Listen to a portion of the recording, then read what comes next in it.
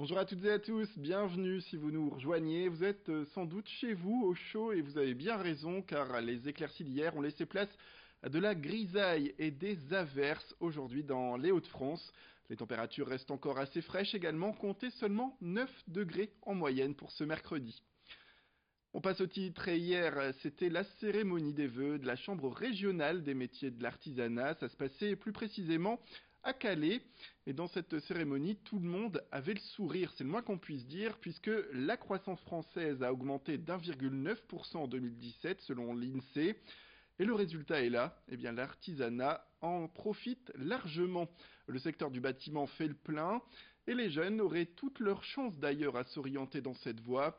C'est d'ailleurs une bonne chose, comme le stipule l'un des responsables de ce rendez-vous. Actuellement, on sent bien que la croissance redémarre, que la conjoncture est meilleure. Je vois bien dans les entreprises de bâtiment, il y a plusieurs semaines et plusieurs mois de commandes maintenant. On sent un retour de confiance chez les consommateurs. Les consommateurs reviennent vers nous aussi parce qu'ils veulent avant tout de la qualité et du service, ce qu'ils trouvent chez les artisans. Et effectivement, en ce moment, ça va un peu mieux. Donc évidemment, ça se ressent un peu sur les embauches et notamment aussi sur les apprentis. Et cette croissance profitera-t-elle au centre-ville comme à Calais, qui est particulièrement touché par une désertification des commerces? Eh bien, le vice-président de la Chambre des métiers et de l'artisanat des Hauts-de-France donne sa version des faits. Dans certains cas, c'est la faute aux responsables locaux, aux élus locaux. On a tout fait pour développer des zones commerciales, artisanales, mais surtout commerciales, en périphérie, sans s'occuper des centres-villes. Nous ne sommes pas contre la concurrence. À nous d'être les meilleurs, c'est le consommateur qui tranche. Mais seulement quand vous développez des zones en périphérie, il faut aussi veiller à ce que les centres-villes restent intéressants, qu'il y ait du parking, qu'il soit facile d'accès, qu'il y ait un bon éclairage, qu'il y ait une certaine sécurité. Et là, on peut se battre à armes égales. Mais ces dernières années, on ne se battait pas à armes égales. Et c'est la raison pour laquelle, en périphérie, ça s'est développé à tout casser et que les centres-villes se sont mis à crever. Permettre un meilleur écoulement des eaux dans le marais de l'Indre, eh bien, c'est le projet porté par les lycéens au CAP du lycée Bernard Chauchois de la ville. Lundi et mardi, ils ont ainsi mis en place une structure naturelle qui est expliquée dans le projet Biodivers Lycée et qui est organisé par la structure Espaces naturels régionaux. Ce meilleur écoulement des eaux va permettre de varier la faune et la flore. Et à la fin de l'année scolaire, les participants seront invités sur le site pour apprécier bien sûr le fruit de leur travail. Je vous propose d'écouter le responsable du projet qui parle plus précisément du besoin aujourd'hui d'avoir de tels programmes.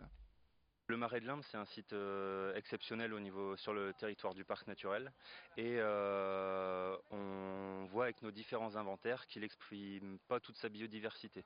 Du coup, restaurer des petites dépressions humides comme ça permet de diversifier les habitats et donc espérer le retour d'espèces typiques des zones humides. C'est principalement des libellules, bien sûr les amphibiens. Après tout, il y a des cortèges de papillons aussi qui sont vraiment typiques de ces habitats naturels. Donc on croise les doigts pour que ça revienne assez rapidement. Et place également au témoignage d'un des élèves particulièrement impliqués dans ce projet. Hier on a fait ça, on a creusé la terre et on l'a retiré avec des brouettes. Et là on fait le marais là-haut.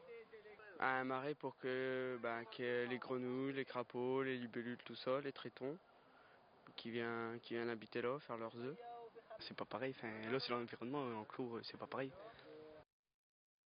Et la jeunesse, toujours au cœur de cette édition 100 minutes pour la vie, c'est le nom d'une campagne qui est menée actuellement par l'organisme professionnel de prévention du BTP qui se tient partout en France et notamment dans la région.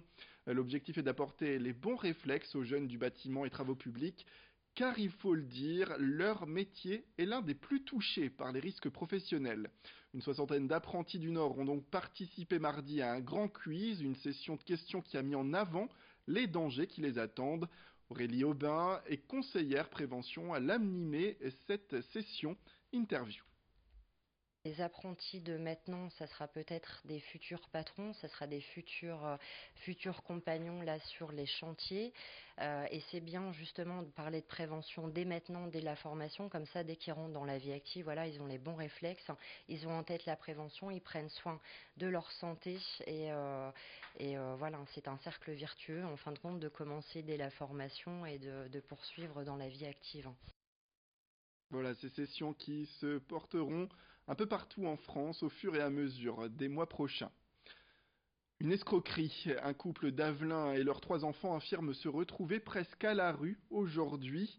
Benoît Losfeld et son épouse ont lancé un programme de construction de leur maison il y a 2 ans. Et la descente aux enfers est alors arrivée.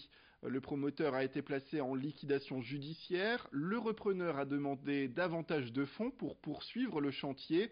Mais comme cela ne suffisait pas, eh bien des défauts majeurs dans les fondations notamment ont été constatés et signalés.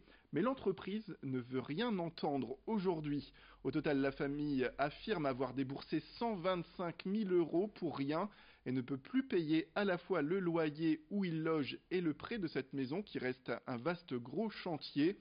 Pour sortir la tête de l'eau, eh bien Benoît Losfeld et sa compagne viennent de lancer un appel à la solidarité. Ça se passe notamment sur Facebook, sur la page Soutien à la famille d'Avelin. Avis aux intéressés.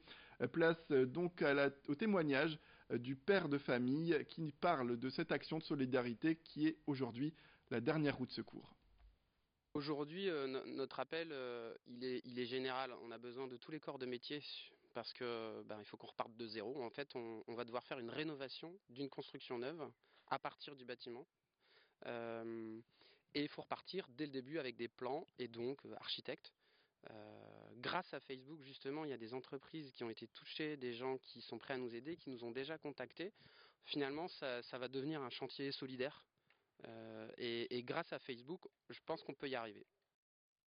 Voilà, l'appel est lancé et on le rappelle, le nom de cette page Facebook, c'est Soutien à la famille d'Avelin. C'est la fin de cette édition. Merci à toutes et à tous de nous avoir suivis. Restez avec nous tout de suite. Vos prévisions météorologiques, sans oublier un point sur les stations essence les moins chères dans la région.